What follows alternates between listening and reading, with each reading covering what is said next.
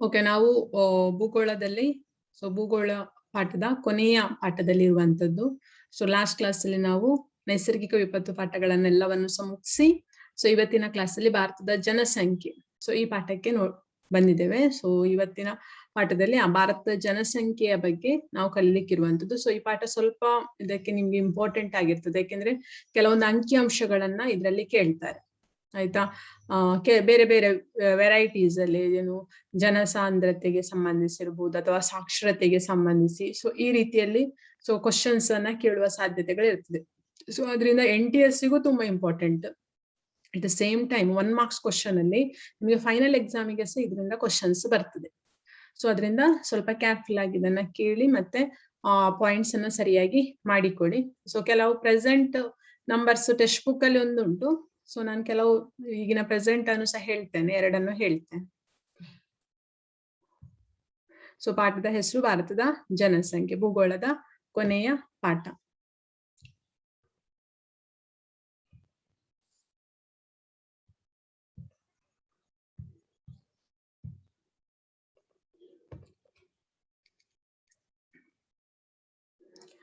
ಭೂಗೋಳದಲ್ಲಿ 12ನೇ ಪಾಠ ಭಾರತದ ಜನಸಂಖ್ಯೆ ಪಾಠ. ಈ ಪಾಠದಲ್ಲಿ ಏನೆಲ್ಲ ಕಲಿಲಿಕ್ಕೆ ಉಂಟು ಅಂತ ಹೇಳಿದ್ರೆ, ಕಲಿಕಾಂಶಗಳು ಏನೆಲ್ಲ ಉಂಟು ಅಂತ ಹೇಳಿದ್ರೆ, ಫಸ್ಟ್ ಗೆ ಭಾರತದ ಜನಸಂಖ್ಯೆಯ ಸೈಜ್ ಅಂದ್ರೆ ಜನಸಂಖ್ಯೆಯ ಗಾತ್ರ. ಫಸ್ಟ್ ಗೆ ಜನಸಂಖ್ಯೆಯ ಮೀನಿಂಗ್, ನೆಕ್ಸ್ಟ್ ಜನಸಂಖ್ಯೆಯ ಗಾತ್ರವನ್ನ ನೋಡ್ಲಿಕ್ಕಿದ್ದೇವೆ. ನೆಕ್ಸ್ಟ್ ಭಾರತದಲ್ಲಿ ಮತ್ತಿನ್ನೊಂದು ವಿಷಯ ಏನನ್ನು ಕಲಿಲಿಕ್ಕಿದ್ದೇವೆ ಅಂತ ಹೇಳಿದ್ರೆ, ಯಾವ ರೀತಿಯಲ್ಲಿ ಜನಸಂಖ್ಯೆ ಡೆವಲಪ್ಮೆಂಟ್ ಆಗ್ತಾ ಹೋಯ್ತು. ಇವಾಗ ಭಾರತ 2ನೇ ಪ್ಲೇಸ್ ಅಲ್ಲಿ ಉಂಟು ಅಂತ ಹೇಳಿದ್ರೆ, ಅದು ಯಾವ ರೀತಿಯಲ್ಲಿ ಡೆವಲಪ್ಮೆಂಟ್ ಆಯ್ತು. ಮೊದ್ಲಿಂದು ಭಾರತ ಅದೇ ಸ್ಟೇಜ್ ಅಲ್ಲಿ ಇತ್ತಾ, ಯಾವ ರೀತಿಯಲ್ಲಿ ಯಾವ ಇವರಲ್ಲಿ ಹೇಗಿತ್ತು. ಜನಸಂಖ್ಯೆ ಇದರಲ್ಲಿ ವೇರಿಯೇಷನ್ ಆಗ್ಲಿಕ್ಕೆ ಕೆಲವೊಂದು ಸಮಸ್ಯೆಗಳು ಯಾವ್ದೆಲ್ಲ ಬಂತು ಅದನ್ನ ನೋಡ್ಲಿಕ್ಕಿದ್ದೇವೆ. ನೆಕ್ಸ್ಟ್ ಜನಸಂಖ್ಯೆ ಹಂಚಿಕೆ ಮತ್ತು ಜನಸಾಂದ್ರತೆಯ ಬಗ್ಗೆ ನೋಡ್ಲಿಕ್ಕಿರುವಂತದ್ದು. ನೆಕ್ಸ್ಟ್ ನಿರ್ಧರಿಸುವಂತಹ ಕೆಲವು ಅಂಶಗಳನ್ನು ಈ ಪಾಠದಲ್ಲಿ ನಾವು ಕಲಿಲಿಕ್ಕಿರುವಂತದ್ದು. ಫಸ್ಟ್ ಗೆ ನಾವು ನೋಡ್ಲಿಕ್ಕಿರುವಂತದ್ದು, what is the meaning of the population. ಜನಸಂಖ್ಯೆಯ ಅರ್ಥ ಏನು ಅಂತ ಹೇಳಿ. ಜನಸಂಖ್ಯೆ ಅಂತ ಹೇಳಿದ್ರೆ ಆ ಹೆಸರಲ್ಲೇ ನಿಮ್ಗೆ ಸಿಗ್ತದೆ, ಜನರ ಸಂಖ್ಯೆ. ಓಕೆ, ಮನುಷ್ಯರ ಸಂಖ್ಯೆಯನ್ನು ನಾವೇನ್ ಹೇಳ್ತೇವೆ ಅಂದ್ರೆ ಜನಸಂಖ್ಯೆ. ಅದು ಎಲ್ಲಿಯ ಅಂತ ಹೇಳಿದ್ರೆ, ಒಂದು ನಿರ್ದಿಷ್ಟವಾದಂತಹ ಒಂದು ಪ್ಲೇಸಿನ ಅಲ್ಲಿರುವಂತಹ ಜನರ ಸಂಖ್ಯೆ ನಾವು ಜನಸಂಖ್ಯೆ ಅಂತ ಹೇಳುವಂತದ್ದು. ನಿಗದಿತ ಪ್ರದೇಶವೊಂದರಲ್ಲಿ ವಾಸಿಸುವ ಜನರ ಒಟ್ಟು ಸಂಖ್ಯೆಗೆ ನಾವು ಜನಸಂಖ್ಯೆ ಅಂತ ಹೇಳ್ತೇವೆ. Right the meaning. ನಿಗದಿತ ಪ್ರದೇಶವೊಂದರಲ್ಲಿ ವಾಸಿಸುವ ಜನರ ಒಟ್ಟು ಸಂಖ್ಯೆಗೆ ಜನಸಂಖ್ಯೆ ಎನ್ನುವರು. First right the meaning.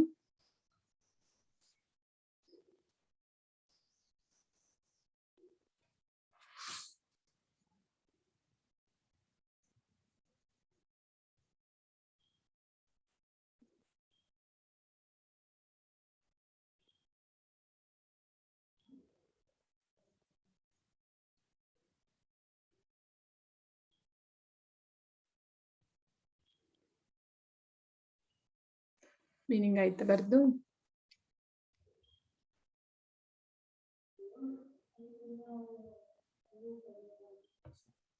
ಆಯ್ತು ಮೇಡಮ್. ಓಕೆ, ಸರಿ. ನೆಕ್ಸ್ಟ್ ಸೈಜ್ ಅನ್ನು ನೋಡುವ. ಭಾರತದ anyone know about that the present Indian population? ಯಾರಿಗಾದ್ರೂ ಗೊತ್ತುಂಟಾ ಈಗಿನ ಪ್ರಸ್ತುತ ಭಾರತದ ಒಟ್ಟು ಜನಸಂಖ್ಯೆ? ಗೊತ್ತಿಲ್ಲ ಅಂದ್ರೆ ಟೆಕ್ಸ್ಟ್ ಬುಕ್ ಅಲ್ಲಿ ನಿಮಗೆ ಮೇ ಬಿ ನಿಮಗೆ ಸಿಕ್ಕಿದ ಟೆಕ್ಸ್ಟ್ ಬುಕ್ ಅಲ್ಲಿ ಅಷ್ಟೇ ಇರ್ಬೋದು. ಏನು 121.01 ಅಂತ ಹೇಳಿ ಇರ್ಬೋದು. 140 ಕೋಟಿ, ದೀಕ್ಷಿತಿಗೆ 140 ಕೋಟಿ. ಸರಿ, ನಾನೊಂದು 2020 ಅಂದಾಜಲ್ಲಿ ನಾನು ತಕೊಂಡಿದ್ದೇನೆ. 121 ಕೋಟಿ. ಅದೇ ವಂಶ ಟೆಕ್ಸ್ಟ್ ಬುಕ್ ಅಲ್ಲಿ ಅದೇ ಇರುದು.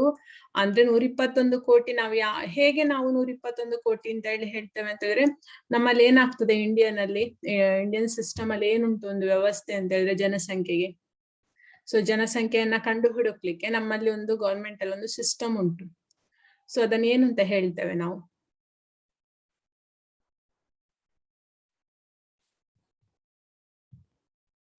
ಜನಗಣತಿ ಅಂತ ಹೇಳ್ತೇವೆ. Bhagat, very good. ಭಗತ್ ಜನಗಣತಿ ಅಂತ ಹೇಳಿದ. ಪ್ರತಿ ಎಷ್ಟು ವರ್ಷಕ್ಕೊಮ್ಮೆ ಜನಗಣತಿ ಮಾಡ್ತೇವೆ? ಎಷ್ಟು ವರ್ಷಕ್ಕೊಮ್ಮೆ ಜನಗಣತಿ ಆಗ್ತದೆ ಅಥವಾ ಸೆನ್ಸಸ್ ಅನ್ನುವಂಥದ್ದು ಎಷ್ಟು ವರ್ಷಕ್ಕೊಮ್ಮೆ ಆಗ್ತದೆ? ಭಗತ್ 4 ವರ್ಷಕ್ಕೊಮ್ಮೆ ಅಂತ ಹಾಕಿದ್ದಾನೆ. 4 years, ವಂಶಿ 4 years. ಹಾಗಾದ್ರೆ ಲಾಸ್ಟ್ ಜನಗಣತಿ ಯಾವಾಗಾಯ್ತು? 4 years ಹಾಕಿದ್ರಲ್ಲ, ಲಾಸ್ಟ್ ಜನಗಣತಿ ಯಾವಾಗಾಯ್ತು? ಎಲ್ರು 4 years ಅಂತಲೇ ಹಾಕ್ತಾ ಇದ್ದಾರೆ. ಲಾಸ್ಟ್ ಜನಗಣತಿ ಹಾಗಾದ್ರೆ ಯಾವಾಗಾಯ್ತು? 2020ಕ್ಕೆ ಆಯ್ತಂತೆ. 2020ಕ್ಕೆ ಕೊರೋನಾ ಇತ್ತಲ್ಲ ಮಾರಾಯ, ಹೇಗೆ ಜನಗಣತಿ ಆಯ್ತು ಭಗತ್?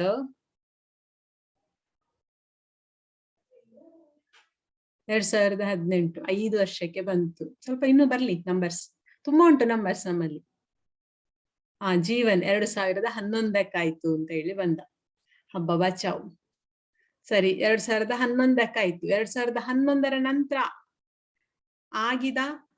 ಆಗ್ಲಿಲ್ವಾ? ಇನ್ನೂ ಆಗ್ಬೇಕಷ್ಟೇ.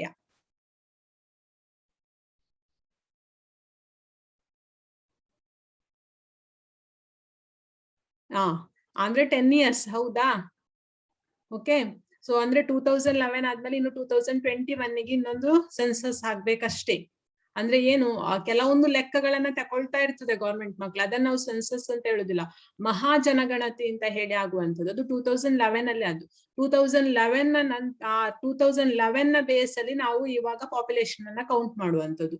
ಆ 2011 ಅಲ್ಲಿ ಪಾಪ್ಯುಲೇಷನ್ ಅಂತ ಹೇಳುವಂಥದ್ದು ಅದೇ 121 ಕೋಟಿ. ಅದೇ ನಂಬರ್ಸ್ ನಾವು ಇವಾಗ್ಲೂ ಸಹ ಹೇಳ್ತಾ ಇರುವಂತದ್ದು. ಆಯ್ತಾ? ಸೊ ಗೊತ್ತೇ ಉಂಟು, ಚೀನಾ ಫಸ್ಟ್ ಪ್ಲೇಸ್ ಅಲ್ಲಿ ಇದ್ರೆ ಭಾರತ ಸೆಕೆಂಡ್ ಪ್ಲೇಸ್ ಅಲ್ಲಿ ಇರುವಂತದ್ದು. ಜನಸಂಖ್ಯೆಯಲ್ಲಿ ಭಾರತ ಸೆಕೆಂಡ್ ಪ್ಲೇಸ್ ಅಲ್ಲಿ ಇದೆ. 2011ರ ಜನಗಣತಿಯಂತೆ ಭಾರತದ ಒಟ್ಟು ಜನಸಂಖ್ಯೆ, ಆಯ್ತಾ, ಅದನ್ನೊಂದು ಬರ್ಕೊಳ್ಳಿ. ಸೊ 121.01 ಕೋಟಿ, ಅದು 2011ರ ಜನಗಣತಿಯ ಪ್ರಕಾರ ಮಕ್ಕಳೇ. ಸೊ 2020 ಒಂದು ಅಂದ್ರೆ ನಾಟ್ ಅ ಪರ್ಫೆಕ್ಟ್, ಒಂದು ಸುಮಾರು ಸರಿ ಸುಮಾರು ಅಂತ ಹೇಳ್ಬೋದು. ಸೊ ಅದು 138 ಕೋಟಿ. ಆಯ್ತಾ, 138 ಕೋಟಿಗೆ ತಲುಪಿದೆ ಭಾರತದ ಜನಸಂಖ್ಯೆ ಇವಾಗ. ಸೊ ಅದು ಬೇಕು ಅಂತ ಹೇಳಿಲ್ಲ, ಯಾಕೆಂದ್ರೆ ಜನಗಣತಿ ಆಗ್ಲಿಲ್ಲಲ್ಲ. ಸೊ ಆದ್ರಿಂದ ನಾವು ಜನಗಣತಿ ಆದದ್ದನ್ನೇ ನಾವು ಪರ್ಫೆಕ್ಟ್ ಅಂತ ಹೇಳಿ ತಗೊಳ್ತೇವೆ. ಸೊ ಅದು 121.01 ಕೋಟಿ. ಆಯ್ತಾ, 2011ರ ಜನಗಣತಿಯ ಪ್ರಕಾರ 121.01 ಕೋಟಿ ಜನಗಣತಿ ಭಾರತ ದೇಶದಲ್ಲಿ ಇರುವಂತದ್ದು. ಸೊ ಅದು ಏನಾಗ್ತದೆ ಅಂತ ಹೇಳಿದ್ರೆ, ಸೊ ನೀವು ಭಾರತದ ಗಾತ್ರದ ಬಗ್ಗೆ ಎಲ್ಲ ನೋಡಿದಿರಿ. ಸೊ ಪ್ರಪಂಚದ ಭೂಪ್ರದೇಶದ, ಪ್ರಪಂಚದಲ್ಲಿ ಎಷ್ಟು ಭೂಭಾಗ ಉಂಟು, ಆ ಪ್ರಪಂಚದ ಒಟ್ಟು ಭೂಭಾಗದಲ್ಲಿ 2.4 ಭಾಗ ಭಾರತಕ್ಕಿರುವಂತದ್ದು. ಆಯ್ತಾ, 2.4 ಭಾಗದಷ್ಟು ಭಾರತ ಭೂಪ್ರದೇಶವನ್ನು ಹೊಂದಿದ್ರೆ ಅಷ್ಟೇ ಜನಸಂಖ್ಯೆಯನ್ನು ಹೊಂದಿರ್ಬೇಕು. ಆದ್ರೆ ಭಾರತದ ಏನಾಗಿದೆ ಅಂತ ಹೇಳಿದ್ರೆ, ಪ್ರಪಂಚದ ಒಟ್ಟು ಜನಸಂಖ್ಯೆಯಲ್ಲಿ ಭಾರತದಲ್ಲಿ ಒಟ್ಟು ಎಷ್ಟು ಜನ ಇದ್ದಾರೆ ಅಂತ ಹೇಳಿದ್ರೆ 17.5, ಅಂದ್ರೆ ಒಟ್ಟು ಜನರಲ್ಲಿ, ಪ್ರಪಂಚದ ಒಟ್ಟು ಜನರಲ್ಲಿ 17.5 ಜನ ಭಾರತದಲ್ಲಿದ್ದಾರೆ. ಒಟ್ಟು ಭೂಪ್ರದೇಶದಲ್ಲಿರೋದು, ಭಾರತದಲ್ಲಿರುವ ಭೂಪ್ರದೇಶ 2.4, ಜನಸಂಖ್ಯೆಯಲ್ಲಿ ಪರ್ಸೆಂಟೇಜ್ ಅಲ್ಲಿ 17.5. ಆಯ್ತಾ, 17.5 ಜನಸಂಖ್ಯೆ ಭಾರತದಲ್ಲಿ ಇದೆ. ಅಂದ್ರೆ ಪ್ರಪಂಚದ ಒಟ್ಟು ಜನಸಂಖ್ಯೆಯಲ್ಲಿ 17.5 ಭಾಗ ಭಾರತದ ಜನಸಂಖ್ಯೆ ಇರುವಂತದ್ದು. ಆದ್ರೆ ಭೂಭಾಗ ಕಡಿಮೆ ಇದೆ. ಎಷ್ಟು? ಜಸ್ಟ್ 2.4 ಭೂಭಾಗವನ್ನು ಭಾರತ ಹೊಂದಿರುವಂತದ್ದು. ಪ್ರಪಂಚದ ಒಟ್ಟು ಭೂಭಾಗದಲ್ಲಿ 2.4 ಭೂಭಾಗ ಭಾರತದಲ್ಲಿರುವುದು. ಅರ್ಥ ಆಯ್ತಾ? ಅಂದ್ರೆ ನೋಡಿ, ಭೂಪ್ರದೇಶಕ್ಕೆ ಮತ್ತು ಜನಸಂಖ್ಯೆಗೆ ತುಂಬಾ ವೇರಿಯೇಷನ್ ಉಂಟು. ಹೌದಾ? ಅಂದ್ರೆ 2.4 ಜನಸಂಖ್ಯೆ ಇರುವುದು ಅಂತ ಹೇಳುದಲ್ಲ ನಾನು, ಅಷ್ಟೇ ಇದ್ರೆ ಕಡಿಮೆ ಅಂತ ಹೇಳಿ ಆಗ್ತದೆ. ಹಾಗೆಂತ ಹೇಳಿ 17 ಅಂತ ಹೇಳಿದ್ರು ಅದು ಸಹ ಸ್ವಲ್ಪ ಟಾರ್ಗೆಟ್ ಗಿಂತ ಹೆಚ್ಚಾಗಿರ್ತದೆ. ಗೊತ್ತಾ? ನಮಗೆಲ್ರಿಗೂ ಗೊತ್ತು, ನಾವು ಭಾರತದ ಸಮಸ್ಯೆಯನ್ನು ಲಿಸ್ಟ್ ಔಟ್ ಮಾಡುವಾಗ ಫಸ್ಟ್ ಬರೆಯುವಂತಹ ಪಾಯಿಂಟೇ. ಸೊ ಭಾರತದ ಹೆಚ್ಚಿನ ಸಮಸ್ಯೆ, ಈಗ ನಿರುದ್ಯೋಗ ಸಮಸ್ಯೆ ಇರ್ಬೋದು ಅಥವಾ ಏನು ಬೇರೆ ಬೇರೆ ಸಮಸ್ಯೆಗಳನ್ನ ನಾವು ಬರಿತೇವಲ್ಲ, ಸೊ ಆಗ ಬರೆಯುವಂತಹ first reason, what is the reason ಅಂತ ಹೇಳಿದ್ರೆ, ಭಾರತದ ಸಮಸ್ಯೆಗಳಲ್ಲಿ ಫಸ್ಟ್ ರೀಸನ್ ಯಾವ್ದಾಗಿರ್ತದೆ? ಭಾರತದ ಜನಸಂಖ್ಯೆ ಆಗಿರ್ತದೆ. ಹೌದಾ? ಸೊ ಅಂದ್ರೆ ಭಾರತದಲ್ಲಿ ಇವಾಗ ಏನಾಗಿದೆ ಅಂದ್ರೆ, ಜನಸಂಖ್ಯೆ ಅನ್ನುವಂಥದ್ದೊಂದು ಸಮಸ್ಯೆ ಆಗಿ ಬಿಟ್ಟಿದೆ ಅಂತ ಹೇಳ್ಬೋದು. ಅಂದ್ರೆ ಎಲ್ಲಾ ಸಮಸ್ಯೆಗಳಿಗೂ ಮೂಲ ಕಾರಣ ಆಗಿ ಬಿಟ್ಟಿದೆ ಅಂತ ಸಹ ನಾವು ಹೇಳ್ಬೋದು.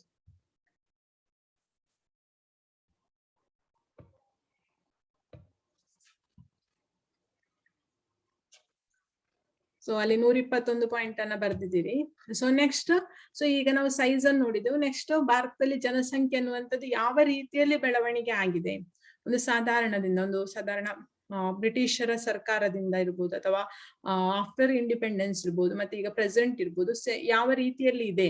ಸೊ ಯಾವ ಜನಗಣತಿಯಿಂದ ಯಾವ ಜನಗಣತಿಗಾಗುವಾಗ ಅದರಲ್ಲಿ ವೇರಿಯೇಷನ್ಸ್ ಆಗಿದೆ ಅನ್ನುವಂಥದ್ದು ನಾವು ನೆಕ್ಸ್ಟ್ ನೋಡ್ಲಿಕ್ಕೆ ಇರುವಂತದ್ದು. ಆಯ್ತಾ. 1901 ರಿಂದ 1921 ಟೈಮ್ ಅನ್ನ ನೋಡುವ ನಾವು ಫಸ್ಟ್ ಇದು. ಸೊ ಆ 1901 ರಿಂದ 1921 ಅವಧಿಯಲ್ಲಿ ಭಾರತದ ಪಾಪ್ಯುಲೇಷನ್ ಏನಿತ್ತು, ಸೊ ಅಷ್ಟೊಂದು ಡೆವಲಪ್ಮೆಂಟ್ ಆಗ್ತಾ ಇರಲಿಲ್ಲ, ಸ್ವಲ್ಪ ನಿಧಾನಗತಿಯಲ್ಲಿ ಇತ್ತು. ಅಂದ್ರೆ ವರ್ಷದಿಂದ ವರ್ಷಕ್ಕೆ ತುಂಬಾ ಹೆಚ್ಚಿನ ರೀತಿಯಲ್ಲಿ ಜನಸಂಖ್ಯೆ ಡೆವಲಪ್ಮೆಂಟ್ ಆಗ್ತಾ ಇರ್ಲಿಲ್ಲ, ಸ್ವಲ್ಪ ನಿಧಾನಗತಿಯಲ್ಲಿ ಸ್ಲೋ ಆಗಿ ಇತ್ತು. 1901 ರಿಂದ 1921 ಅವಧಿಯ ಜನಸಂಖ್ಯೆಯ ಬೆಳವಣಿಗೆ ನಿಧಾನಗತಿಯಲ್ಲಿ ಇತ್ತು. ಆಯ್ತಾ. ಸೊ ಅದಕ್ಕೆ ರೀಸನ್ ಏನು? ಇವಾಗ ಫಾರ್ ಎಕ್ಸಾಂಪಲ್ ಕ್ವಶನ್ ನಿಮಗೆ NTSC ಅಲ್ಲಿ ಕೇಳ್ಬೋದು.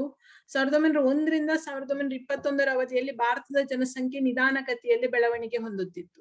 ಇದಕ್ಕೆ ಈ ಕೆಳಗಿನವುಗಳಲ್ಲಿ ಯಾವುದು ಕಾರಣ, ಅಥವಾ ಈ ಕೆಳಗಿನವುಗಳಲ್ಲಿ ಯಾವುದು ಕಾರಣ ಅಲ್ಲ ಅಂತ ಹೇಳಿ ಸಹ ಕೇಳ್ಬೋದು. ಸೊ ಕ್ವಶನ್ಸ್ ಹಾಗೂ ಬರುವ ಸಾಧ್ಯತೆ ಇದೆ ಮಕ್ಕಳೇ. ಅಥವಾ ನಿಮಗೆ ಈ ಸಲನು ಮಲ್ಟಿಪಲ್ ಚಾಯ್ಸ್ ಕ್ವಶನ್ 10th ಇದ್ರೆ ಆಗ್ಲೂ ಹಾಗೂ ಬರ್ಬೋದು. ಸೊ ಏನ್ ರೀಸನ್ ಅಂತ ಹೇಳಿದ್ರೆ, ಸೊ ನಾವು ಜನಸಂಖ್ಯೆಯನ್ನು ನೋಡುವಾಗ ಅಲ್ಲಿ ಮರಣ ದರ ಮತ್ತು ಜನನ ದರ ಎರಡನ್ನೂ ಸಹ ನೋಡ್ಬೇಕಾಗ್ತದೆ. ಜನನ ದರವನ್ನು ನೋಡ್ಬೇಕು. ಈಗ ಕೇವಲ ಜನಸಂಖ್ಯೆ ನೋಡುವ ಕೇವಲ ಜನನ ದರವನ್ನು ಮಾತ್ರ ನೋಡಿದ್ರೆ ಸಾಕಾಗುದಿಲ್ಲ. ಅಟ್ ದ ಸೇಮ್ ಟೈಮ್ ಮರಣ ದರವು ಸಹ ಅಲ್ಲಿ ಕೌಂಟ್ ಆಗಿರ್ತದಲ್ವಾ. ಸೊ ಎಷ್ಟು ಜನ ಹುಟ್ಟಿರ್ತಾರೋ, ಸೊ ಅಲ್ಲಿ ಕೆಲವು ಜನ ಸತ್ತಿರ್ತಾರೆ, ಕರೆಕ್ಟಾ. ಸೊ ಅದ್ರಿಂದ ನಾವು ಎರಡನ್ನು ಸಹ ಟ್ಯಾಲಿ ಮಾಡ್ಬೇಕಾಗ್ತದೆ. ಸೊ ಇಲ್ಲಿ 1901 ರಿಂದ 1921 ಸಂದರ್ಭದಲ್ಲಿ ಜನಸಂಖ್ಯೆ ನಿಧಾನಗತಿ ಇತ್ತು ಅಂತ ಹೇಳಿದ್ರೆ, ಸೊ ಅದಕ್ಕೆ ಏನ್ ಕಾರಣ ಆಗಿತ್ತು ಅಂತ ಹೇಳಿದ್ರೆ, ದ ಮೇನ್ ರೀಸನ್ ಅಧಿಕ ಮರಣ ದರ. ಸೊ ಅಲ್ಲಿ ನೀವು ಕ್ವಶನ್ ಆಗಿಯೇ ಬರ್ಕೊಂಡ್ರು ತೊಂದ್ರೆ ಇಲ್ಲ, ಕ್ವಶನ್ ಆಗಿಯೇ ಹೇಳ್ಬೇಕಂದ್ರೆ ಕ್ವಶನ್ ಆಗಿಯೇ ಹೇಳ್ತೇನೆ, ಬರ್ಕೊಳ್ಳೋರು ಬರ್ಕೊಳ್ಬಹುದು. 1901 ರಿಂದ 1921 ಭಾರತದ ಜನಸಂಖ್ಯೆ ಬೆಳವಣಿಗೆಯು ನಿಧಾನಗತಿಯಲ್ಲಿರಲು ಕಾರಣವೇನು, ಅಥವಾ ನಿಧಾನಗತಿಯಲ್ಲಿತ್ತು, ಇದಕ್ಕೆ ಕಾರಣವನ್ನು ತಿಳಿಸಿ. ಕಾರಣ ನಿಮಗೆ ಅಲ್ಲಿ ಕಾಣ್ತಾ ಉಂಟು, ಏನು? ಅಧಿಕ ಮರಣ ದರ. ದ ಆನ್ಸರ್ ಅಧಿಕ ಮರಣ ದರ. ಸೊ ಈಗ ವಾಪಸ್ ಇನ್ನೊಂದು ಕ್ವಶನ್ ಬರ್ತದೆ, ಯಾಕೆ ಅಧಿಕ ಮರಣ ದರ ಇತ್ತು ಹಾಗಾದ್ರೆ 1901 ರಿಂದ 1921 ಸಂದರ್ಭದಲ್ಲಿ? ಸೊ ಯಾವ ಕಾರಣಕ್ಕೆ ಭಾರತದಲ್ಲಿ ಅಧಿಕ ಮರಣ ದರ ಇತ್ತು ಅಂತ ಹೇಳಿದ್ರೆ, ಸೊ ಒಂದು ಈಗಲೂ ಪ್ರೆಸೆಂಟ್ ಅಲ್ಲಿ ನಮ್ಮಲ್ಲಿ ಒಂದು ಸಾಂಕ್ರಾಮಿಕ ರೋಗ ಅಟ್ಯಾಕ್ ಆಗಿದೆ, ಹೌದಾ. ಸೊ ಆದ್ರೂ ಸಹ ಫಸ್ಟ್ ಗೆ ಏನಾಯ್ತು, ಈಗ ನಾವು ಕಳೆದ ವರ್ಷದಿಂದ ಈ ವರ್ಷಕ್ಕೆ ಜನಸಂಖ್ಯೆಯಲ್ಲಿ ನೋಡಿದ್ರೆ ಸ್ವಲ್ಪ ವೇರಿಯೇಷನ್ ಸಿಗ್ಬೋದು. ಯಾಕೆ? ಕೊರೋನಾ ಅನ್ನುವಂತಹ ಮಹಾಮಾರಿ ಅಟ್ಯಾಕ್ ಆಗಿತ್ತು. ಸೊ ನೀವು ಕೊರೋನಾ ಅನ್ನುವಂಥದ್ದು ಭಾರತಕ್ಕೆ ಅಟ್ಯಾಕ್ ಆದ ಸಂದರ್ಭದಲ್ಲಿ ಒಂದು ಯಾವುದೋ ಒಂದು ತಿಂಗಳನ್ನು ನೋಡಿದ್ರೆ ಅಲ್ಲಿ ಮರಣ ದರ ತುಂಬಾ ಹೆಚ್ಚಾಗಿರ್ಬೋದು. ನೆಕ್ಸ್ಟ್ ಮಂತಿಗೆ ಆಗುವಾಗ ನಾವು ನೋಡ್ತಾ ಹೋದ್ರೆ ಅದು ಸ್ವಲ್ಪ ಕಡಿಮೆ ಆಗಿರ್ಬೋದು. ಯಾಕೆ? ಸೊ ಅದಕ್ಕೆ ಬೇಕಾದಂತಹ ಕೆಲವೊಂದು ಕ್ರಮಗಳನ್ನ ಸೊ ನಾವು ತಕೊಂಡಿರ್ಬೋದು ಭಾರತೀಯರು, ಹೌದಾ. ಸೊ ಹಾಗಲ್ಲಿ ಕಡಿಮೆ ಆಗಿರ್ಬೋದು, ಹೌದಾ. ಸೊ ಅದೇ ರೀತಿಯಲ್ಲಿ ಇಲ್ಲಿ 1901 ರಿಂದ 1921 ಅವಧಿಯಲ್ಲಿ ಅಧಿಕ ಮರಣ ದರ ಇತ್ತು ಅಂತಂದ್ರೆ ಅದಕ್ಕೆ ಕಾರಣ ಇತ್ತು. ಯಾಕೆ ಅಂತ ಹೇಳಿದ್ರೆ, ಸೊ ಒಂದು ಮಾರಣಾಂತಿಕ ಕಾಯಿಲೆ ಬಂದಿತ್ತು ಭಾರತಕ್ಕೆ, ಆಯ್ತಾ.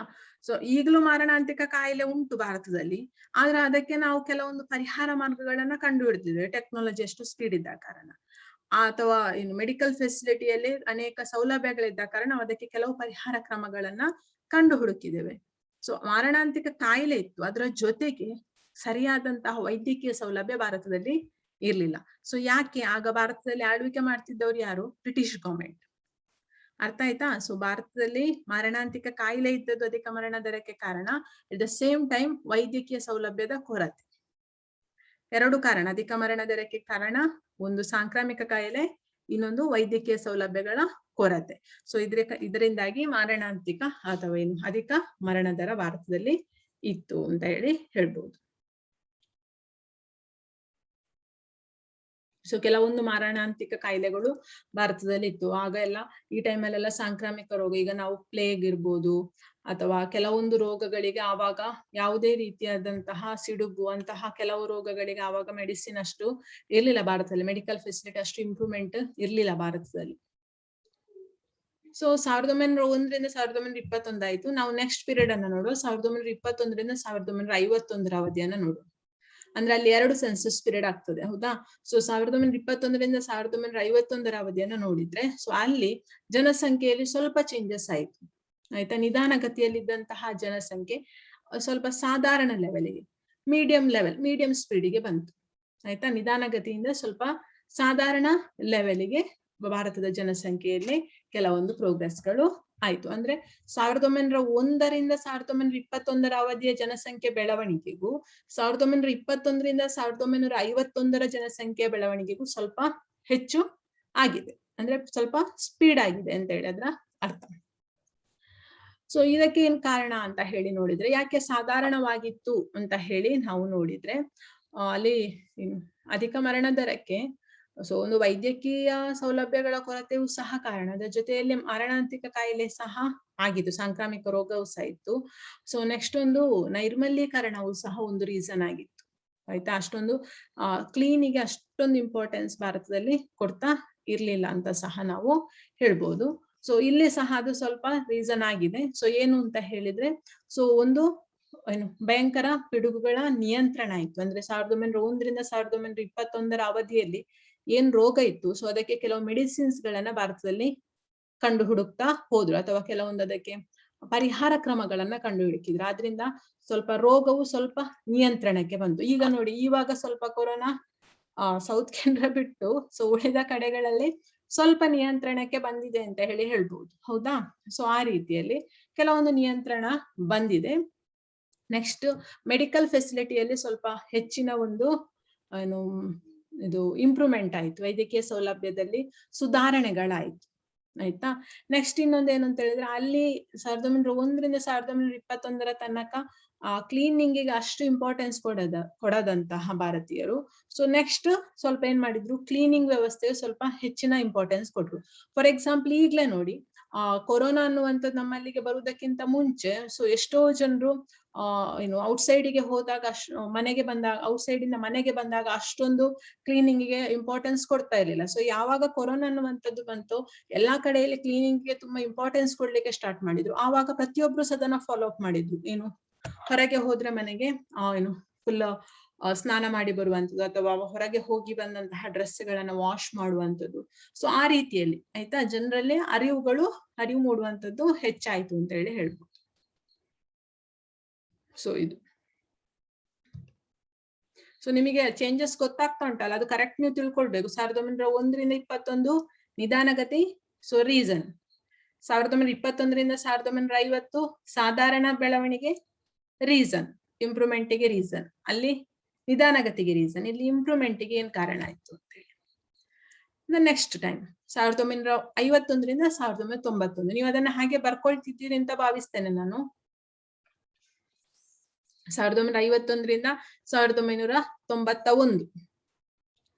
ಸೊ ಆ ಟೈಮಲ್ಲಿ ಜನಸಂಖ್ಯೆ ಅನ್ನುವಂಥದ್ದು ಒಮ್ಮೆಲೆ ಏನಾಯ್ತು, ತ್ವರಿತಗತಿಯಲ್ಲಿ ಸಾಗಿತ್ತು. ಅಂದ್ರೆ ಎಷ್ಟರ ಮಟ್ಟಿಗೆ ಹೆಚ್ಚಾಯ್ತು ಅಂತ ಹೇಳಿದ್ರೆ, 1951ರಲ್ಲಿ ಇದ್ದಂತಹ ಜನಸಂಖ್ಯೆ ಸುಮಾರು 1991 ಸುಮಾರು 3 ಪಟ್ಟು ಜನಸಂಖ್ಯೆ ಹೆಚ್ಚಾಯ್ತು. 3 ಪಟ್ಟು ಜನಸಂಖ್ಯೆ ಅಷ್ಟು ಒಮ್ಮೆಲೆ ಭಾರತದಲ್ಲಿ ಜನಸಂಖ್ಯೆ ಹೆಚ್ಚಾಯ್ತು ಅಂತ ಹೇಳಿ ಹೇಳ್ಬೋದು. ಸೊ ಏನಿರ್ಬೋದು ಇದಕ್ಕೆ ರೀಸನ್ ಅಂತ ಹೇಳಿದ್ರೆ, ಸೊ ಇದರಲ್ಲಿ ಅಲ್ಲಿ ನಿಧಾನಗತಿಯಲ್ಲಿ ಯಾಕಿತ್ತು ಅಂತಂದ್ರೆ ಮರಣ ದರ ಹೆಚ್ಚಿದ್ದ ಕಾರಣ. ಸೊ ಇಲ್ಲಿ ಏನಾಯ್ತು ಅಂತ ಹೇಳಿದ್ರೆ, ಮರಣ ದರದಲ್ಲಿ ಏನು ಏರಿಳಿತ ಆಯ್ತು. ಅಂದ್ರೆ ಮರಣ ದರ ಯಾವಾಗ ಆಗುದು ಅಂತ ಹೇಳಿದ್ರೆ, ಕಾಯಿಲೆಗಳು ಬಂದಂತಹ ಸಂದರ್ಭದಲ್ಲಿ ಆ ಕಾಯಿಲೆಗೆ ಸರಿಯಾದಂತಹ ಮೆಡಿಸಿನ್ ಗಳನ್ನ ಕಂಡು ಹುಡುಕ್ಲಿಕ್ಕೆ ಭಾರತದಲ್ಲಿ ಸ್ಟಾರ್ಟ್ ಮಾಡಿದ್ರು. ಸೊ ಆಟೋಮೆಟಿಕಲಿ ಏನಾಯ್ತು, ಮರಣ ದರ ಸ್ವಲ್ಪ ಕಡಿಮೆ ಆಯ್ತು. ಸೊ ಅದಕ್ಕೆ ಪ್ರತಿಯಾಗಿ ಜನನ ದರದ ಹೆಚ್ಚಳವು ಸಹ ಮುಂದುವರಿಯಿತು. ಅಂದ್ರೆ ಇಲ್ಲಿ ಯಾವಾಗ ಜನಸಂಖ್ಯೆ ಹೆಚ್ಚಾಗುದು ಅಂತ ಹೇಳಿದ್ರೆ, ಅಲ್ಲಿ ಒಂದು ಫಾರ್ಮುಲಾ ರೀತಿ ಇರ್ತದೆ ನೋಡಿ. ಜನಸಂಖ್ಯೆ ಯಾವಾಗ ಹೆಚ್ಚಾಗುದು ಅಂತ ಹೇಳಿದ್ರೆ, ಜನನ ದರ ಹೆಚ್ಚಾಗಿ ಮರಣ ದರ ಕಡಿಮೆ ಆದಾಗ. ನೆನಪಿಟ್ಟುಕೊಳ್ಳಿ, ಜನನ ದರ ಯಾವ ಸಂದರ್ಭದಲ್ಲಿ ಒಂದು ದೇಶದ ಜನಸಂಖ್ಯೆ ಯಾವಾಗ ಹೆಚ್ಚಾಗ್ತದೆ ಅಂತ ಹೇಳಿದ್ರೆ, ಸೊ ಆ ದೇಶದ ಜನನ ದರ ಹೆಚ್ಚಾಗಿ ಮರಣ ದರ ಕಡಿಮೆ ಆದಂತಹ ಸಂದರ್ಭದಲ್ಲಿ. ಆಯ್ತಾ, ನೆನಪಿಟ್ಟುಕೊಳ್ಳಿ. ಮರಣ ದರ ಕಡಿಮೆ, ಜನನ ದರ ಹೆಚ್ಚು. ಸೊ ಇಂತಹ ಸಂದರ್ಭದಲ್ಲಿ ಏನಾಗ್ತದೆ ಅಂತ ಹೇಳಿದ್ರೆ ಆ ದೇಶದ ಅಥವಾ ಆ ಪ್ರದೇಶದ ಜನಸಂಖ್ಯೆ ಹೆಚ್ಚಾಗ್ತದೆ. ನೆನಪಿಟ್ಟುಕೊಳ್ಳಿ ಅದು. ಆಯ್ತಾ, 1951ರಿಂದ 1991ರ ಅವಧಿಗಾಗುವಾಗ ಜನಸಂಖ್ಯೆ ತ್ವರಿತಗತಿಯಲ್ಲಿ ಸಾಗಲು ಕಾರಣ ಅಧಿಕ ಜನನ ದರ ಮತ್ತು ಕಡಿಮೆ ಮರಣ ದರ. ಸಿಂಪಲ್ ಆದ ಆನ್ಸರ್. ನೀವು ಬರ್ಕೊಳ್ತಾ ಇದ್ದೀರಿ ಅಂತ ಹೇಳಿ ಭಾವಿಸ್ತೇನೆ ಮಕ್ಕಳೇ.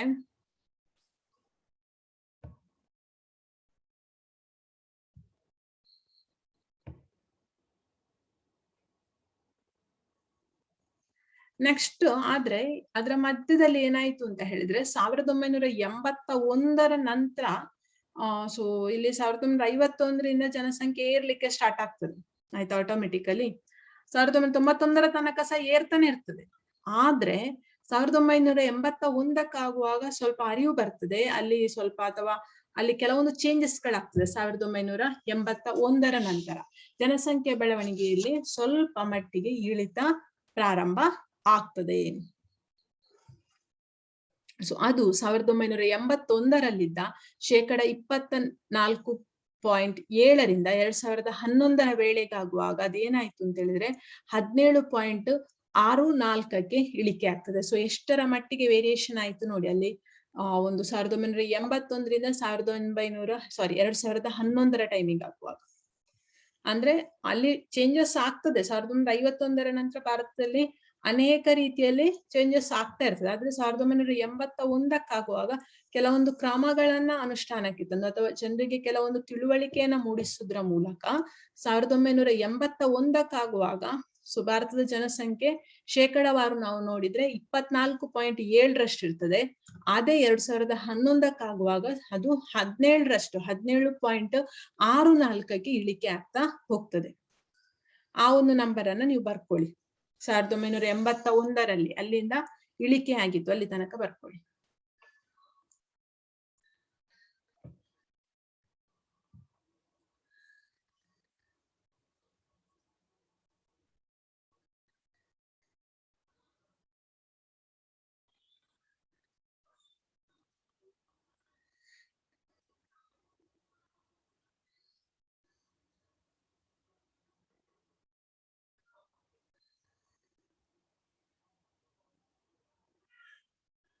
ಒಬ್ರು ಯಾರೋ ಇದ್ರು, ಆಗ 17 ನಂಬರ್ ಇತ್ತು, ಈಗ 16ಕ್ಕೆ ಮುಟ್ಟಿದೆ.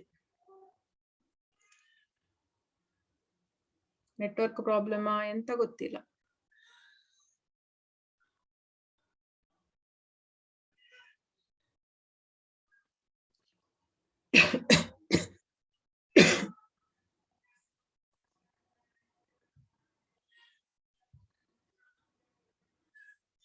ಸೊ ಅದಕ್ಕೆ ಫ್ಯಾಮಿಲಿ ಪ್ಲಾನಿಂಗ್ ಪ್ರೋಗ್ರಾಮ್ ಅಥವಾ ಸರ್ಕಾರ ತರ್ತಿದ್ದಂತಹ ಕೆಲವೊಂದು ರೂಲ್ಸ್ಗಳು. ಸೊ ಇವಾಗ್ಲೂ ಮಕ್ಕಳು ನಿಮಗೆ ಗೊತ್ತಿರ್ಬೋದು, ನೀವು ಪೇಪರ್ ಓದುವಂತಹ ಸಂದರ್ಭದಲ್ಲಿ ಅದಕ್ಕೆ ಸಂಬಂಧಿಸಿ ಜನಸಂಖ್ಯೆಗೆ ಸಂಬಂಧಿಸಿ ಕೆಲವೊಂದು ವಿಚಾರಗಳು ಕೆಲವು ರಾಜ್ಯದಲ್ಲಿ ಹೊಸ ಹೊಸ ರೀತಿಯಲ್ಲಿ ಅನುಷ್ಠಾನಕ್ಕೆ ತರ್ತಾ ಇದ್ದಾರೆ.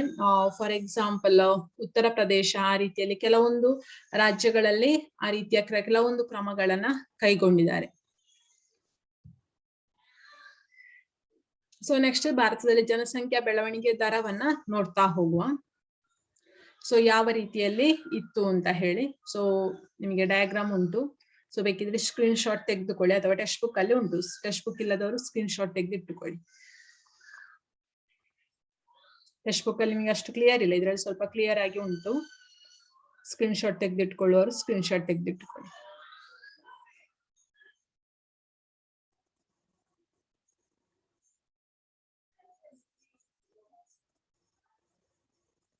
ಜನಸಂಖ್ಯೆ ಬೆಳವಣಿಗೆ ದರಕ್ಕೆ ಸಂಬಂಧಿಸಿದಂತ ಒಂದು ಡಯಾಗ್ರಾಮ್ ಇದು. ಕೆಳಗೆ ನೋಡಿ ಸೆನ್ಸಸ್ ಇಯರ್ ಕೊಟ್ಟಿದ್ದಾರೆ. 1901, 1911, 1921 ಅಂತ ಹೇಳಿ 10 ಇಯರ್ಸ್ ಇದ್ದು. ಕೊನೆಯದಾಗಿ ಜನಸಂಖ್ಯೆ ಇದು ಜನಗಣತಿ ಆದದ್ದು 2011ರಲ್ಲಿ.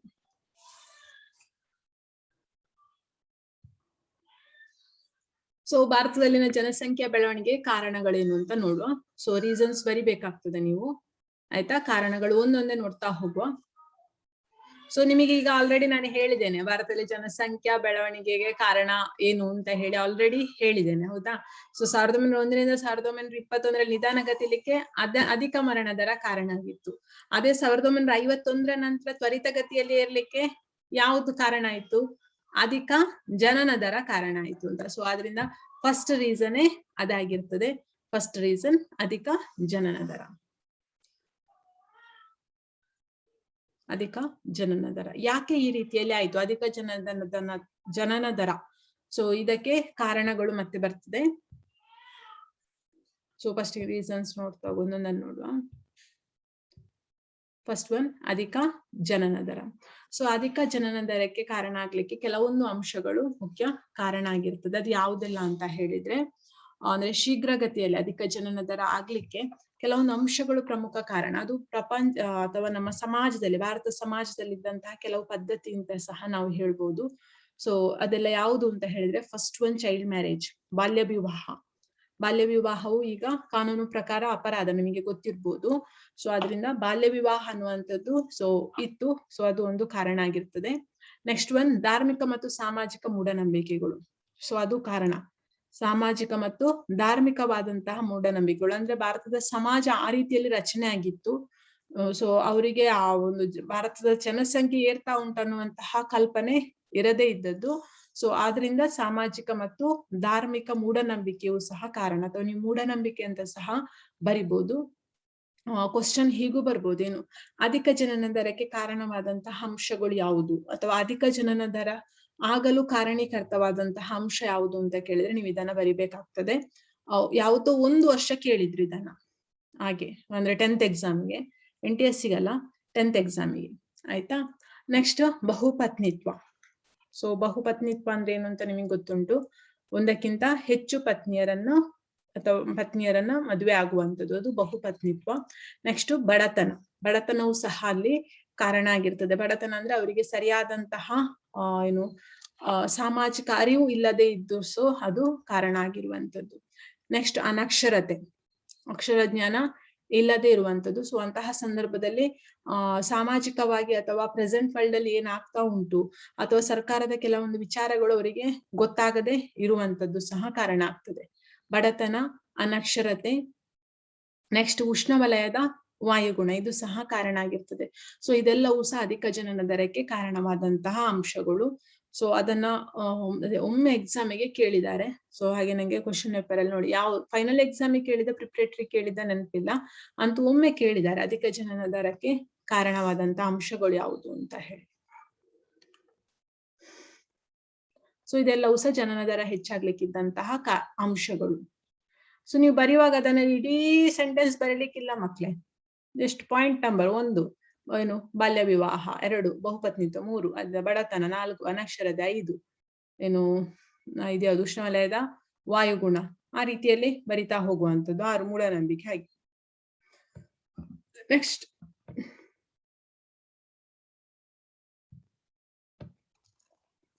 ನೆಕ್ಸ್ಟ್ ಕಡಿಮೆ ಮರಣ ದರ.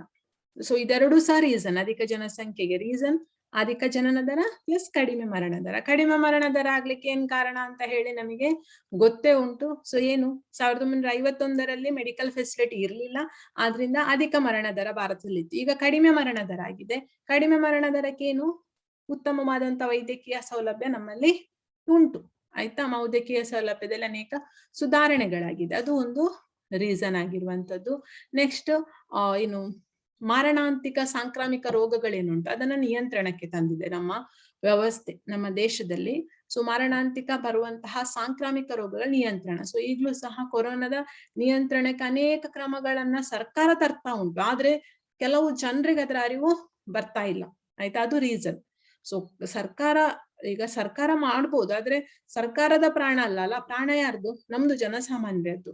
ಆದ್ರಿಂದ ನಾವು ಜನಸಾಮಾನ್ಯರಾದಂತಹ ನಾವು ಆ ಅರಿವನ್ನ ಇಟ್ಟುಕೊಳ್ಬೇಕು. ಏನ್ ಕೇರ್ಫುಲ್ ಆಗಿರ್ಬೇಕು. ಈಗ ಹೊರಗೆ ಹೋಗೋದು ಹೌದು, ತುಂಬಾ ಇಂಪಾರ್ಟೆಂಟ್ ಆಗಿರ್ತದೆ, ಹೋಗ್ಲೇಬೇಕು. ಸೊ ಕೆಲಸಗಳಿರ್ತದೆ, ಕಾರ್ಯಗಳಿರ್ತದೆ, ಆಗ ನಾವು ಹೋಗ್ಲೇಬೇಕಾಗ್ತದೆ. ಸೊ ಹೋದಂತ ಸಂದರ್ಭದಲ್ಲಿ ನಾವು ತಗೊಳ್ಬೇಕಾದಂತಹ ಕೆಲವು ಹಂತಗಳನ್ನ ನಮಗೆ ಸರ್ಕಾರ ಪದೇ ಪದೇ ಹೇಳ್ತಾ ಉಂಟು, ಹೌದಾ. ಸೊ ಆದ್ರಿಂದ ನಾವು ಅದನ್ನ ಫಾಲೋ ಮಾಡೋದು, ಡಿಸ್ಟೆನ್ಸ್ ಇಟ್ಕೊಳ್ಳುವಂಥದ್ದು, ಹೊರಗಿಂದ ಬಂದಾಗ ಸೊ ಯಾವ ರೀತಿಯಲ್ಲಿ ಕ್ರಮಗಳನ್ನ ಕೈಗೊಳ್ಬೇಕು ಅನ್ನುವಂಥದ್ದನ್ನ ನಾವು ಫಾಲೋ ಮಾಡ್ಬೇಕಾಗ್ತದೆ, ಹೌದಾ. ಸೊ ಆ ರೀತಿಯಲ್ಲಿ ನೆಕ್ಸ್ಟ್ ಇನ್ನೊಂದು ಅಂತ ಹೇಳಿದ್ರೆ ಶಿಶು ಮರಣ ದರಲ್ಲಿ ಕುಸಿತ. ಏನು ಭಾರತದ ಮಧ್ಯಯುಗದ ಸಂದರ್ಭದಲ್ಲಿ ಶಿಶು ಮರಣ ದರ ತುಂಬಾ ಆಗ್ತಿತ್ತು. ಅಂದ್ರೆ ಮಕ್ಕಳು ಹುಟ್ಟಿದ ಕೂಡಲೇ ಸಾಯುವಂಥದ್ದು, ಆಯ್ತಾ, ಅಥವಾ ಏನು ಕೆಲವೊಂದು ಅನಾರೋಗ್ಯಗಳು ಸಂಭವಿಸುವಂಥದ್ದು. ಸೊ ಅದು ಹೆಚ್ಚಿತ್ತು ಶಿಶು ಮರಣ ದರ ಅನ್ನುವಂಥದ್ದು. ಸೊ ಇವಾಗ ಏನಾಗಿದೆ ಅಂದ್ರೆ ಶಿಶು ಮರಣ ದರ ತುಂಬಾ ಕಡಿಮೆ ಆಗಿದೆ. ಅಂದ್ರೆ ಆ ಶಿಶುವಿನ ಡೆವಲಪ್ಮೆಂಟ್ಗೆ ಬೇಕಾದಂತಹ ವ್ಯವಸ್ಥೆಯನ್ನು ಬಹಳ ಮೊದಲಿಂದಲೇ ಗರ್ಭಾವಸ್ಥೆಯಿಂದಲೇ ನೀಡುತ್ತಾ ಬರುವಂಥದ್ದು. ಸೊ ಆದ್ರಿಂದ ಶಿಶು ಮರಣ ದರ ಕುಸಿತ ಆಗಿದೆ. ನೆಕ್ಸ್ಟ್ ಅದರ ಎಟ್ ದ ಸೇಮ್ ಟೈಮ್ ಶಿಕ್ಷಣದಲ್ಲಿ ಪ್ರಗತಿ, ಶಿಕ್ಷಣ ವ್ಯವಸ್ಥೆಯಲ್ಲಿ ಬಹಳಷ್ಟು ಪ್ರಗತಿಯೂ ಸಹ ಆಗಿದೆ, ಆಯ್ತಾ. ಇದು ಮುಖ್ಯವಾಗಿರುವಂತಹ ಕಾರಣಗಳು. ಕಡಿಮೆ ಮರಣ ದರಕ್ಕೆ ಕಾರಣ ಕೇಳಿದ್ರೆ ನೀವು ಇದಿಷ್ಟನ್ನ ಬರಿಬೇಕಾಗ್ತದೆ. ಇದನ್ನಾದ್ರೂ ಕೇಳಲಿಲ್ಲ ಅಂತ ಅನ್ಕೊಂಡಿದ್ದೇನೆ ನಾನು, ಆ ಕ್ವಶನ್ ಅನ್ನ ಕೇಳಿದ್ದು. ನೆಕ್ಸ್ಟ್ ನಾವು ನೋಡ್ಲಿಕ್ಕಿರುವಂತದ್ದು ರೀಸನ್ ನೋಡಿದೆವು, ಜನಸಂಖ್ಯೆ ಬೆಳವಣಿಗೆ ಕಾರಣ ಏನು ಅಂತ ಹೇಳಿ ನೋಡಿದೆವು. ನೆಕ್ಸ್ಟ್ ನಾವು ನೋಡ್ಲಿಕ್ಕಿರುವಂತದ್ದು what are the effects of the population, ಜನಸಂಖ್ಯೆಯಿಂದಾದಂತಹ ಪರಿಣಾಮ ಏನು. ಇದನ್ನೇ ನೀವೇ ಹೇಳ್ಬೋದು ಜನರಲ್ ಆಗಿ ಹೇಳಿ. ಜನಸಂಖ್ಯೆಯಿಂದಾದ ಪರಿಣಾಮ, ಭಾರತದಲ್ಲಿ ಜನಸಂಖ್ಯೆ ಹೆಚ್ಚುಂಟು, ಏನೆಲ್ಲ ಪ್ರಾಬ್ಲಮ್ಸ್ ಆಗಿದೆ. ನಾನು ಆಗ ಕೆಲವು ಹೇಳಿದೆ ಅಂತ ಅಂದ್ಕೊಂಡಿದ್ದೇನೆ. ಹರ್ಷಿತ್ ಹೇಳೋಣ. ಅನ್ಮ್ಯೂಟ್ ಮಾಡಿದ ತಿದ್ದ. ನಿರುದ್ಯೋಗ, ವರ್ಷ ಎಲ್ಲರೂ ನಿರುದ್ಯೋಗ, wholesale unemployment. Okay, next unemployment ಬಿಟ್ಟು, ನಿರುದ್ಯೋಗ ಬಿಟ್ಟು ಬೇರೆ.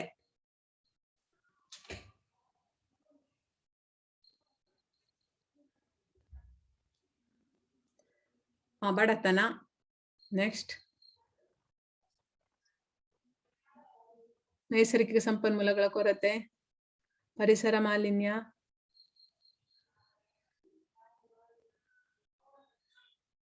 ಆಹಾರದ ಕೊರತೆ,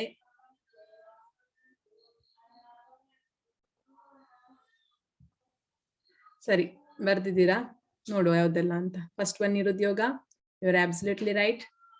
ನೆಕ್ಸ್ಟ್ ಒನ್ ಆಹಾರದ ಕೊರತೆ ಪ್ಲಸ್ ಅಪೌಷ್ಟಿಕತೆ. ಕೆಲವೊಮ್ಮೆ ಆಹಾರ ಸಿಗ್ತದೆ ನಮಗೆ, ಆದ್ರೆ ಪೌಷ್ಟಿಕಾಂಶಯುಕ್ತ ಆಹಾರ ಸಿಗದೇ ಇರುವಂತದ್ದು, ಆಯ್ತಾ.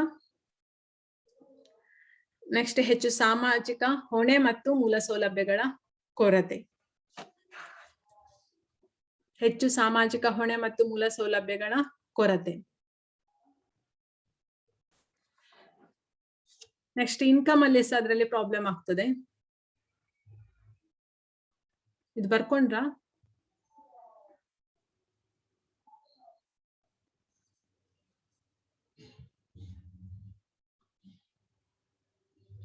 ಎಸ್, ತಲಾದಾಯದಲ್ಲಿ ಏನು ಕಡಿಮೆ ಆಗ್ತದೆ, ಅಂದ್ರೆ ತಲಾದಾಯ ಕಡಿಮೆ ಆಗ್ತದೆ ಆಟೋಮೆಟಿಕಲಿ. ಒಂದು ಫ್ಯಾಮಿಲಿಯಲ್ಲಿ ಜನಸಂಖ್ಯೆ ಹೆಚ್ಚು ಉಂಟು, ಸೊ ಅಲ್ಲಿ ದುಡಿಯೋರ ಸಂಖ್ಯೆ ಕಡಿಮೆ ಉಂಟು ಅಂತ ಹೇಳಿದ್ರೆ ಆಟೋಮೆಟಿಕಲಿ ಆ ಒಂದು ಫ್ಯಾಮಿಲಿಗೆ ಏನಾಗ್ತದೆ, ಇನ್ಕಮ್ ಕಡಿಮೆ ಆಗ್ಲೇಬೇಕು, ಹೌದಾ. ಫ್ಯಾಮಿಲಿ ಜನಸಂಖ್ಯೆ ಹೆಚ್ಚುಂಟು, ಸೊ ಬೇಕಾದಷ್ಟು ಇನ್ಕಮ್ ಇಲ್ಲ ಅಲ್ಲಿ, ಹೌದಾ. ಆಗ ಅವರು ಬಡತನವನ್ನು ಎದುರಿಸ್ಬೇಕಾಗ್ತದೆ, ಇನ್ಕಮ್ ಸಹ ಕಡಿಮೆ ಆಯ್ತು, ತಲಾದಾಯ ಕಡಿಮೆ ಆಗ್ಲೇಬೇಕು. ಸೊ ತಲಾದಾಯ ಕಡಿಮೆ ಆದ ಕೂಡಲೇ ಇಡೀ ದೇಶದ ಆರ್ಥಿಕ ಅಭಿವೃದ್ಧಿ ಸ್ಪೀಡ್ ಇರ್ತದ ಕಡಿಮೆ ಇರ್ತದ ಅಂತ ಹೇಳಿ ನೀವೇ ಜಡ್ಜ್ ಮಾಡ್ಬೋದು. ಇನ್ನು ನಿಧಾನಗತಿಯ ಆರ್ಥಿಕ ಅಭಿವೃದ್ಧಿ, ನಿಧಾನಗತಿಯ ಆರ್ಥಿಕ ಅಭಿವೃದ್ಧಿ. ಸೊ ನಿಧಾನಗತಿಯ ಆರ್ಥಿಕ ಅಭಿವೃದ್ಧಿ ಆದ ಕೂಡಲೇ ಬಡತನವನ್ನ ಎದುರಿಸಲೇಬೇಕು. ಸೊ ಆಗ ಜೀವನ ಮಟ್ಟ ಉತ್ತಮವಾಗಿರ್ಲಿಕ್ಕೆ ಸಾಧ್ಯನೇ ಇಲ್ಲ, ಜೀವನ ಮಟ್ಟದಲ್ಲಿ ಕುಸಿತ ಇರ್ತದೆ. ಪರಿಸರ ಮಾಲಿನ್ಯ, ರಾಜಕೀಯದಲ್ಲಿ ಏನು ಅರಾಜಕತೆ. ಸೊ ಇದೆಲ್ಲವೂ ಸಹ ಜನಸಂಖ್ಯೆಯ ಬೆಳವಣಿಗೆಯ ಪರಿಣಾಮದಲ್ಲಿ ಬರುವಂತಹ ಅಂಶಗಳು. ಸೊ ನೀವೊಂದು 6 ಪಾಯಿಂಟ್ಸ್ ಅನ್ನ ಕಲಿಲೇಬೇಕು. ಸೊ ಇದನ್ನ ಜನರಲ್ ಆಗಿ ಬರಿಬಹುದು, ಎಲ್ಲವನ್ನ ಬಾಯ್ಪಟ್ಟು ಹೊಡಿಬೇಕು ಅಂತ ಹೇಳಿಲ್ಲ. ನೀವು NTS ಸ್ಟೂಡೆಂಟ್ಸ್ ಆದ ಕಾರಣ ಇದನ್ನ ಜನರಲ್ ಆಗಿ ಆರಾಮ್ಸೆ ಬರೀಲಿಕ್ಕೆ ಸಾಧ್ಯ ಆಗ್ತದೆ. ಸೊ ಇದಿಷ್ಟು ಜನಸಂಖ್ಯಾ ಬೆಳವಣಿಗೆಯ ಪರಿಣಾಮದಲ್ಲಿ ಬರುವಂತದ್ದು. ಸೊ ನೆಕ್ಸ್ಟ್ ನಾವು ಯಾವ ರೀತಿಯಲ್ಲಿ ಅದನ್ನ ಕಂಟ್ರೋಲಿಂಗ್ ಮೆಜರ್ಸ್ ಯಾವ್ದೆಲ್ಲ ಅಂತ ಹೇಳಿ ನೆಕ್ಸ್ಟ್ ಕ್ಲಾಸ್ ಅಲ್ಲಿ ನೋಡುವ. ಇನ್ನೊಂದು 1.5 ಕ್ಲಾಸ್ ಬೇಕು ಇದನ್ನ ಕಂಪ್ಲೀಟ್ ಮಾಡ್ಲಿಕ್ಕೆ. ಸೊ ಆಗ ನಾವು ನೆಕ್ಸ್ಟ್ ಕ್ಲಾಸ್ ಅನ್ನ ಕಂಟಿನ್ಯೂ ಮಾಡ್ಬೋದು. ಸೊ ಇಲ್ಲಿಗೆ ಈ ಕ್ಲಾಸ್ ಎಂಡ್ ಆಗ್ತದೆ, ಅಂದ್ರೆ ಇನ್ನು 1 ನಿಮಿಷ ಇರುದು. ಸೊ ಜೀವನ್ ಅಟೆಂಡೆನ್ಸ್ ತೆಗ್ದಿದ್ದೆ ಅನ್ಕೊಂಡಿದ್ದೇನೆ. ಯಾರೋ ಒಬ್ರು 17 ಈಗ 17 ಬಂದ್ರು. ಈಗ ಒಮ್ಮೆ ಸ್ಕ್ರೀನ್ ಶಾಟ್ ತೆಗಿಯೋಣ. 17 ಈಗ ಬಂದ್ರು. 17 ಇರುವಾಗಲೇ ತೆಗ್ದದ್ದು ಮೇಡಮ್ ಆಗ. ಸರಿ ಸರಿ, ಓಕೆ, ಥ್ಯಾಂಕ್ ಯು.